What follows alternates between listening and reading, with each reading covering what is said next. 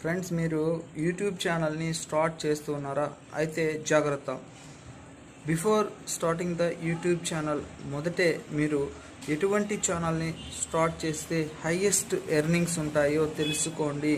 అంటే మనం యూట్యూబ్ ఛానల్ని స్టార్ట్ చేసేటప్పుడు సిపిసి ఎక్కువగా ఉన్నటువంటి వీడియోస్ని కనుక ఎక్కువగా చేస్తే, అంటే కాస్ట్ పర్ క్లిక్ అని అంటారు.